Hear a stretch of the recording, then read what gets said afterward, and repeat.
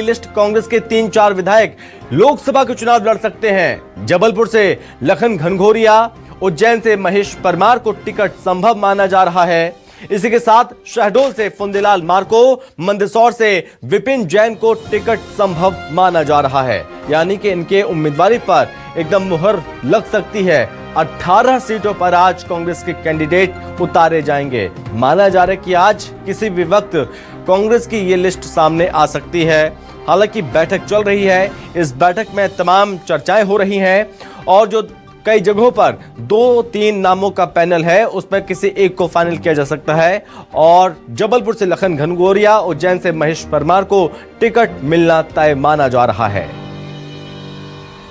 और वहीं एक और बड़ी खबर छत्तीसगढ़ कांग्रेस के लिए भी, जहां छत्तीसगढ़ कांग्रेस की दूसरी लिस्ट आज जारी हो सकती है। दरअसल दिल्ली में सीईसी की बैठक हो रही है। इस बैठक के बाद सूची जारी हो सकती है। छत्तीसगढ़ की बची 5 सीटों पर हो सकता है उम्मीदवारों का ऐलान। बस्तर, कोरबा, सरगुजा, रायगढ़ और कांकेर सीट पर घोषणा होगी। बस्तर से कवासी लखमा, कांकेर से दीपक बैज उम्मीदवार हो सकते हैं। बता दें कि छत्तीसगढ़ के 11 में 6 सीटों पर पहले ही घोषणा हो चुकी है।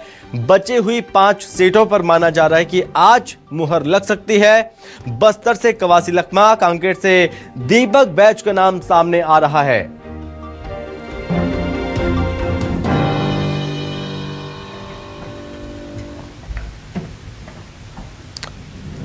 दिल्ली में सीईसी की बैठक चल रही है और इसको लेकर ज्यादा जानकारी के साथ संवाददाता वैभव श्रीपांडे हमारे साथ जुड़ रहे हैं। वैभव, माना जा रहा है कि आज फाइनल मुहर लग के ये सूची सामने आ सकती है। बचे हुई 5 सीटों के नामों का ऐलान आज हो सकता है। बिल्कुल, और करीब करीब मुझे लग रहा है 7:30 बजे के आसपास कांग्रेस की तरफ से ये सूची जारी हो सकती है। लगभग सभी नामों पर सहमति बना ली गई है। जिस नाम का आप जिक्र कर रहे हैं, बस्तर सबसे महत्वपूर्ण है क्योंकि बस्तर से मौजूदा सांसद दीपक बैज है और दीपक बैज की सीट को लेकर कहीं से कोई कंफर्मेशन नहीं है। उनका नाम कांकेर सीट से भी चल रहा है, लेकिन कांकेर में जिस तरीके से बीरेश ठाकुर की दावेदारी मजबूती से सामने आई है, वैसे में दीपक बैज जो है पूरी तरह से फंस चुके हैं, चाहे वो बस्तर लोकसभा सीट से हो या फिर कांकेर लोकसभा सीट को लेकर हो। दोनों ही सीटों पर जो नाम सामने आए हैं, उन दोनों सीट पर नए चेहरे हैं और दोनों की दावेदारी बहुत मजबूत है। बस्तर सीट को लेकर कवासी लखमा का नाम अचानक से सामने आना भी कई समीकरणों को जो है जन्म दे रहा है, क्योंकि इससे पहले कवासी लखमा के बेटे हरीश लखमा का नाम बहुत तेजी से चल रहा था और कवासी लखमा ने अपने बेटे हरीश लखमा के नाम को लेकर लॉबिंग की थी, लेकिन दिल्ली में बैठे जो रणनीतिकार है उन्होंने कवासी लखमा के नाम पर भी विचार किया है। ये जानकारी निकलकर सामने आई है और अगर ऐसा हुआ तो फिर हरीश लखमा उपचुनाव जो विधानसभा का होगा कोंटा से, वहां पे प्रत्याशी हो सकते हैं अगर कवासी लखमा को लोकसभा का चुनाव लड़ाया जाता है। दरअसल कवासी लखमा का नाम इसलिए भी सामने आया है क्योंकि बस्तर की सीट को किसी भी सूरत हाल में जो है कांग्रेस पार्टी जीतना चाहती है और ऐसे में कोई मजबूत नाम बस्तर के भीतर में है तो वो पूर्व मंत्री और वर्तमान में जो विधायक है कोंटा से कवासी लखमा वो है। लेकिन वहां पे मौजूदा सांसद दीपक बैज की दावेदारी भी बहुत मजबूत है और उसके कई आधार भी है। एक तो मजबूत आधार है प्रदेश कांग्रेस अध्यक्ष होना, 2 बार का विधायक उनका होना और बस्तर के भीतर में उनकी अपनी एक मजबूत पैठ होना भी उसके पक्ष में जो है जा रहा है। लेकिन बाकी जो है चेहरों पर भी निगाहें दिल्ली में बैठे हुए नेताओं की है, इसलिए उस सीट पर अभी तक घोषणा नहीं हो पाई है, लेकिन उस सीट पर ऐलान होना बहुत ज़रूरी भी है और इसलिए भी है क्योंकि कल से नामांकन शुरू भी हो रहा है और बस्तर पहले चरण में शामिल है जहां पे चुनाव होना है। ठीक है वैभव, आप हमारे साथ बने रहिए। इसके साथ मैं आपके पास आऊंगा तो बस्तर को लेकर भी चर्चा करेंगे, लेकिन मध्य प्रदेश को लेकर भी आज लिस्ट सामने आ सकती है। 18 बचे हुए प्रत्याशियों के नाम का ऐलान हो सकता है। संवाददाता शब्बीर हमारे साथ बने हुए हैं।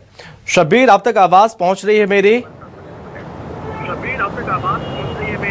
बिल्कुल संभव, आपकी आवाज आ रही है मुझे। शब्बीर, बैठक चल रही है, माना जा रहा है किसी भी वक्त नामों का ऐलान हो सकता है।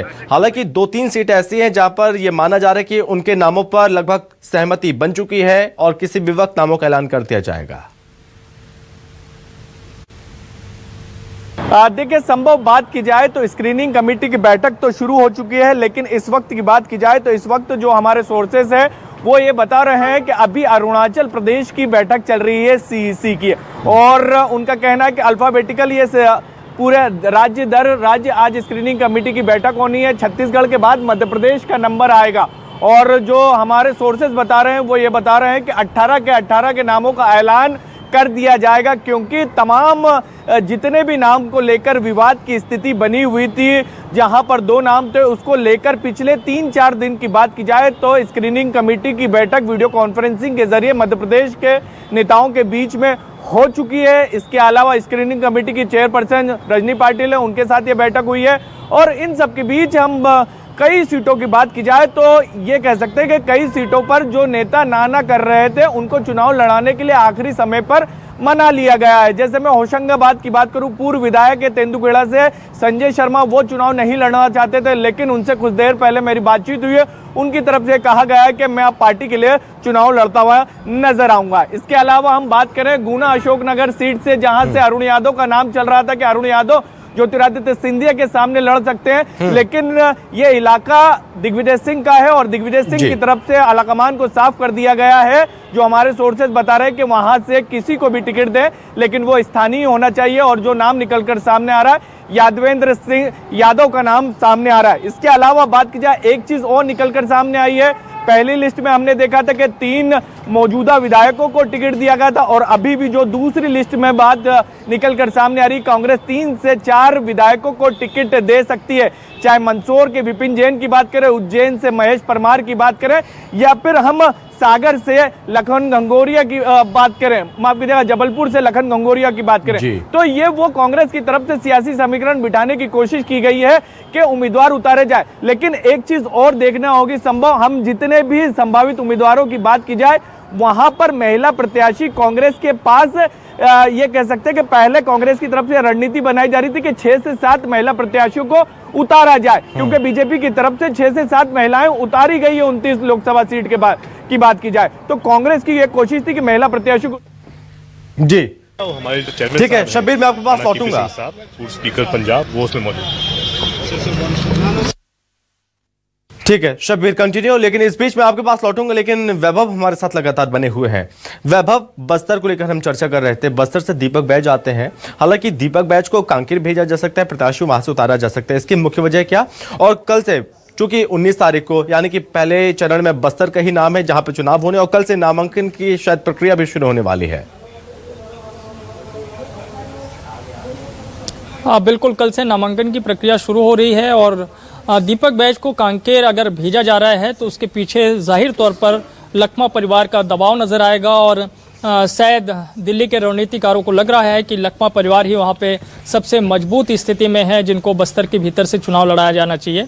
तो उस स्थिति में दीपक बैज को कांकेर शिफ्ट किया जा सकता है, लेकिन मुझे अभी भी लग रहा है कि कांकेर शायद ही दीपक बैज चुनाव लड़े, क्योंकि बीरेश ठाकुर ही सबसे मजबूत कैंडिडेट है वहाँ पे कांग्रेस पार्टी के लिए, जो कि कांकेर सीट में चुनाव जीतने की स्थिति में है। भोजराज नाग जो कि प्रत्याशी हैं बीजेपी के, वो स्थानीय हैं, बीरेश ठाकुर स्थानीय है। ऐसे में दीपक बैज को वहां पे जो मतदाता हैं वो स्वीकार करेंगे, इस पर थोड़ी सी शंका है। लिहाजा बीरेश ठाकुर की दावेदारी, मजबूत जो दावेदारी है, उसको जो है अनदेखा पार्टी करेगी, ऐसा नहीं लग रहा है। लेकिन बाकी सीटों का भी आप समीकरण समझिए जो कि काफी महत्वपूर्ण है। एक तो बिलासपुर लोकसभा सीट है जहां पे कांग्रेस के पास चेहरा ढूंढना काफी कठिन हो गया है, वहां पे कोई ऐसा चेहरा कांग्रेस पार्टी के पास नहीं है जिस पर वो दांव लगा सके। लिहाजा वहां पे 4 बार की जो पार्षद है विष्णु यादव, उनको मैदान में उतारने की तैयारी कांग्रेस पार्टी कर रही है, क्योंकि टीएस सिंहदेव ने चुनाव लड़ने से इनकार कर दिया है। लेकिन टीएस सिंहदेव ने सरगुजा के भीतर जिस चेहरे पर समर्थन दिया है वो है शशि सिंह, जो कि पूर्व मंत्री तुलेश्वर सिंह की बेटी है, और लगभग ये तय माना जा रहा है कि टिकट उन्हें ही दी जा रही है। रायगढ़ सीट है जो कि काफी महत्वपूर्ण सीट है, वहां पर जयमाला सिंह जो कि सारंगगढ़ राजघराने से आती हैं, उनका लगभग नाम तय माना जा रहा है।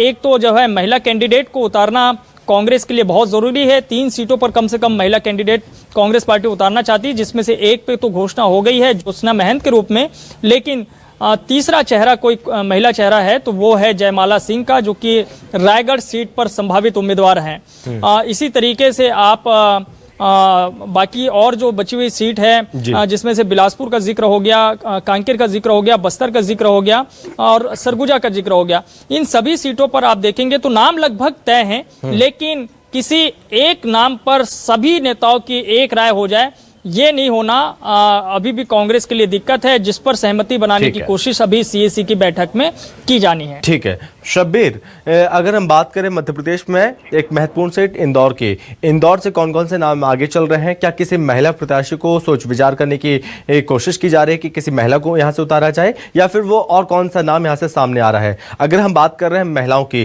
तो क्या लग सकता है कि जो 18 नामों का ऐलान हो सकता है उसमें क्या महिलाओं को ज्यादा तवज्जो दी जाएगी? देखिए संभव, हमारे जो सोर्सेज बता रहे 3 से 4 महिलाओं को ही कांग्रेस टिकट देने जा रही है। 18 प्रत्याशियों का जब ऐलान होगा उसके बाद ये साफ हो जाएगा। एक बालाघाट से हिना कांवरे, इसके अलावा दमोह से एक नाम है, इसके अलावा अनुपमा आचार्य विदिशा से हो सकती हैं, और इसके साथ साथ नीलम अभय मिश्रा जो रीवा से विधायक हैं, उनकी पत्नी जो पूर्व विधायक भी रही है बीजेपी के टिकट पर, हालांकि वो चुनाव जीत कर आई थी, अब वो कांग्रेस में, उनको वहां से प्रत्याशी बनाया जा सकता है। यानी 3 से 4 महिलाओं को ही कांग्रेस 18 में से टिकट ये कह सकते हैं महिलाओं को टिकट देगी, 4 टिकट देगी। लेकिन हम पहली लिस्ट की बात करें 10 में से एक भी महिलाएं नहीं थी। जहां तक आपका दूसरा सवाल है क्या इंदौर से किसी महिला प्रत्याशी को उतारा जाए, तो वहां पर किसी भी महिला के नाम पर अभी तक के जो हमारे सोर्सेज है बिल्कुल भी चर्चा नहीं की गई है। और इसके साथ साथ बात की जाए तो इंदौर से युवा चेहरा चुनाव लड़ेगा, ये लगभग साफ हो चुका है। अक्षय कांति बम है, ये एजुकेशन के क्षेत्र में वो काफी लंबे समय से काम कर रहे हैं। कांग्रेस से विधानसभा का चुनाव में टिकट भी मांग रहे थे, विधानसभा 4 से, जिसको अयोध्या कहा जाता, बीजेपी का गढ़ कहा जाता, उस वक्त उनको टिकट नहीं दिया गया था। लेकिन अब उनका नाम, क्योंकि कांग्रेस के कई दिग्गजों ने चुनाव लड़ने से इनकार कर दिया है और इसको लेकर बाकायदा तंज भी कसा गया था संभव बीजेपी की तरफ से कि राजबड़ा जो प्रसिद्ध जगह है इंदौर में, वहां पर टिकट टांग दिया गया है कांग्रेस का, जिसको लेना है वो ले जाइए, बीजेपी की तरफ से तंज भी कसा गया। यानी कि एक तरफ ये आरोप लगाए जा रहे हैं कि कांग्रेस को, बिल्कुल कांग्रेस को मतलब कि नेताओं के टोटे पड़ गए हैं, नेताओं की कमी हो गई, और यही वजह है कि हो सकता है कि उन्हें उम्मीदवार नहीं मिल रहे हैं। हालांकि तंज लगातार कसा जा रहा है, लेकिन अभी इंतजार करना होगा कि कौन कौन से प्रत्याशी मैदान में उतरे हैं और वो कितना मजबूत प्रत्याशी बीजेपी के उम्मीदवार को शिकस्त क्या दे सकता है। ये तमाम चीजें देखनी होंगी। वैभव, बहुत धन्यवाद।